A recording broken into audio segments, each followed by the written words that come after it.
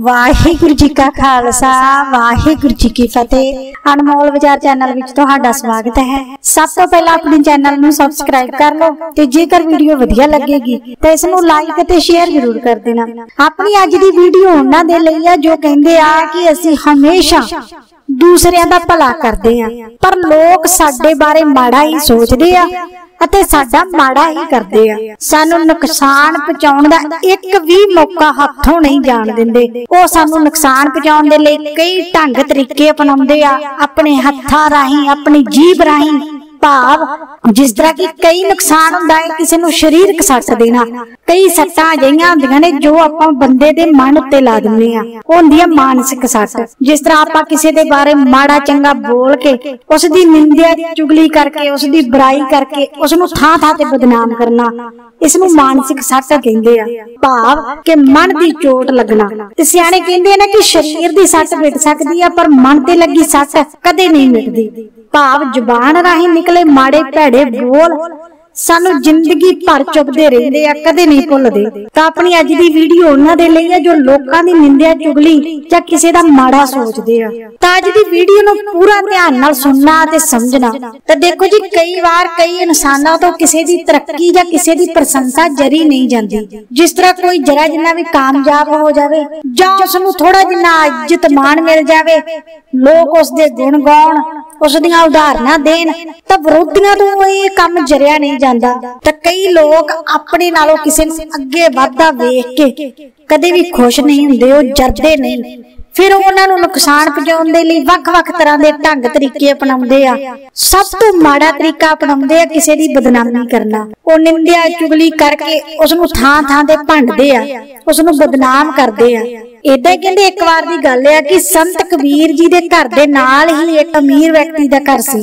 ओह धन दौलत पक्खों काफी अमीर सी पर उस नूं संत कबीर जी दे नाल बड़ी ईर्खा सी। ओह कहंदा कि मैं इन्ना धनवान आ, मैं इन्ना अमीर हां पर लोग मेरे नालों ज्यादा इज्जत मान कबीर दी करदे आ, कबीर जी नूं इन्ना मान सन्मान दिंदे आ, मेरे नाल कोई सीधे मुंह गल नहीं करदा, मेरे कोल कोई आके खड़दा नहीं। अते कबीर दे घर दे विच मेला लगा रहिंदा है तो उसने ईर्खावश हो के एक नकली संत लेके आंदा।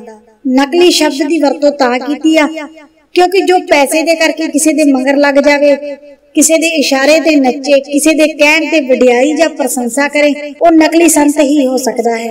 क्योंकि जो कमाई वाले महापुरख हुंदे ने वो कदे भी माया दी परवाह नहीं करदे, ना ही किसी दे उच्चे अहुदे दी। वो हमेशा सच दा साथ दिंदे आ अते सच दा ही प्रचार करदे आ। तां उस अमीर व्यक्ति ने पैसे दे के जो संत लेके आंदा उसनूं अपने घर अगे बिठा दिता अते उसने इक्को गल कही कि तेरा काम एक ही है, तू दिन रात सत्संग करनी आ अते उस सत्संग दे विच सिर्फ कबीर दी निंदा करनी है, तेनू इसे काम दा ही पैसा मिलेगा। ते कहंदे उस संत ने उसे तरह करना शुरू कर दिता। वो सारा दिन सत्संग करदा ते उस सत्संग विच सारा दिन कबीर जी दी निंदा करदा रहिंदा। कई लोग आउंदे सत्संग सुनदे ते कहंदे एक दिन कबीर जी दा बेटा लंघ रिहा सी ते उसदे कन्नां दे विच आवाज पई। उसने देखिया कि ये संत तां सारा दिन मेरे पिताजी दी निंदा करदा रहिंदा है। तां कहंदे कबीर जी दे बेटे ने घर जाके कबीर जी नूं कहा कि पिताजी अपने सामने घर जो संत आए ने वो सत्संग दे विच सिर्फ तुहाडी निंदा ही करदे ने, होर कोई भी वचन नहीं बोलदे। तां संत जी कहण लगे कि अच्छा सचमुच वो मेरी निंदा करदा है? तो उसदे बेटे ने कहा हां जी पिताजी, मैं अपने कन्नी सुन के आया हां। तां संत कबीर जी कहण लगे कि अज तो पुत्र तेरी एक ड्यूटी आ, तू उस संत नूं अते जो भी संत दी सत्संग सुनदे आ उन्हां दी तू सेवा करनी है। अपने घर तो प्रशादा बना के तैयार करके उस संत नूं अते उस संत दी संगत नूं इह प्रशादा छका के आउणा है। ते कहंदे संत कबीर जी दे बेटे ने उसे तरह करना शुरू कर दिता। ते एक दिन उस नकली संत ने उस बेटे दी सेवा तो खुश होके पूछया कि तुसीं कौन हो जो तुसीं साडी इन्नी सेवा करदे हो? तो उसने दस्सिया कि मैं संत कबीर जी दा बेटा हां। ते इह सुन के वो नकली संत बड़ा शर्मिंदा होया अते मन विच सोचिया कि मैं ते इस दे पिता दी किन्नी निंदा करदा हां। ते कहंदे उस संत ने पूछया कि बेटा मैं तां तेरे पिताजी दी इन्नी निंदा करदा हां ते तू मेरी इन्नी सेवा करदा हां। तो संत कबीर जी दे बेटे ने कहा कि ये मेरे पिताजी दा हुक्म है तुहाडी सेवा करना। ते कहंदे उस नकली संत दे मन विच आई कि जेकर मैं इन्नी निंदा करदा तो मेरी इन्नी सेवा की जाती है, जेकर मैं संत कबीर जी की प्रशंसा करांगा तो फिर तो पता नहीं मैनू की कुछ दे देणगे, किन्ना धन दौलत दे देणगे। तो कहंदे उस दिन तो उस नकली संत ने संत कबीर जी की निंदा छड्ड के उन्हां दी प्रशंसा उन्हां दी वडियाई करनी शुरू कर दित्ती। ते पर कहंदे उस दिन तो संत कबीर जी ने अपने बेटे नू खाना ले जाण तो मना कर दिता, क्या कि हुण उन्हां नू खाना नहीं दे के आउणा। तां कहंदे एक दिन ढीक, दो दिन ढीक, वो नकली संत उडीकदा रहा अते आखिरकार संत कबीर जी दे घर गया अते जाके पुछया कि संत जी, जदों असीं तुहाडी इन्नी निंदा कर रहे सी उस वेले तुसीं साडी इन्नी सेवा कीती, पर अज जदों असीं तुहाडी प्रशंसा करदे हां, वडियाई करदे हां, तां तुसीं सानू पानी दा घुट तक नहीं पुछया। तां संत कबीर जी ने बड़े प्यार नाल कहा कि देखो जी, जिन्नी देर तक तुसीं साडा काम कर रहे सी उन्नी देर तक असीं तुहाडी सेवा कर रहे सी। तुसीं साडा काम करना बंद कर दिता, असीं तुहाडी सेवा करनी बंद कर दित्ती। तो उस संत ने पूछा, मैं तुहाडा किहड़ा काम करदा सी? तो संत जी ने कहा, तुसी अपनी जीभ दे नाल मेरी गंदगी साफ कर रहे सी, भाव कि मेरी निंदा करदे सी। ये शब्द सुन के वो संत बड़ा शर्मिंदा होया अते नाल ही नाल एक सिक्ख्या भी लैके गया। संत जी ने समझाया कि किसी दा सब तो वड्डा काम सिद्ध कर देना उसदी निंदा चुगली करनी हुंदी आ, क्योंकि आपां जिद्दी किसी दी निंदा चुगली करदे आ उन्ना ही दूसरे दा भला हुंदा है, दूसरे दा रस्ता साफ हुंदा है, दूसरे नू कामयाबी तरक्की मिलदी है। इस करके जेकर तुहाडी कोई भी निंदा चुगली करदा है तो तुसी उसदी परवाह ना करो, सगों उसदे शुक्रगुजार हो, उस गल नू मन ते ना लिया करो।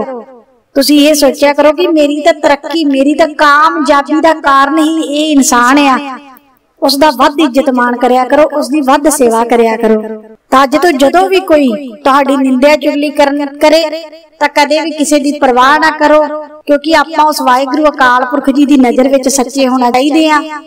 सच दे मार्ग ते चलदे रहो, लोकां दी परवाह कदी नहीं करनी चाहिए। जे तुसी निंदा करन वाले दी इज्जत मान, उसदी सेवा नहीं कर सकदे तां उसदी परवाह भी ना करया करो। एक कंन तो सुनी दूसरे कंन तो कढ दित्ती। मन विच रखण वाली गल सिर्फ गुरु नाल जोड़न वाली हुंदी है। जे कोई गुरु तो तोड़न वाली गल होवे जां तुहाडे मन नूं कोई ठेस पहुंचाउण वाली गल होवे तां उस नूं बहुती देर तक मन विच नहीं रखना चाहिए, क्योंकि ये गल्लां साडे मन नूं कमजोर करदियां ने। इसलिए अज तो जदों भी कोई तुहाडी निंदा चुगली करे तां बिल्कुल भी परवाह ना करो, सगों सोचो कि मेरी तां कामयाबी दे, मेरी तरक्की दे रस्ते खुल रहे ने। उस इंसान दे शुक्रगुजार होया करो। वाहिगुरू जी का खालसा, वाहिगुरू जी की फतेह। अनमोल विचार चैनल विच तुहाडा स्वागत है। सब तो पहला अपने चैनल नूं सबसक्राइब कर लो ते जेकर वीडियो वधिया लगेगी तो इस नूं लाइक ते शेयर जरूर कर।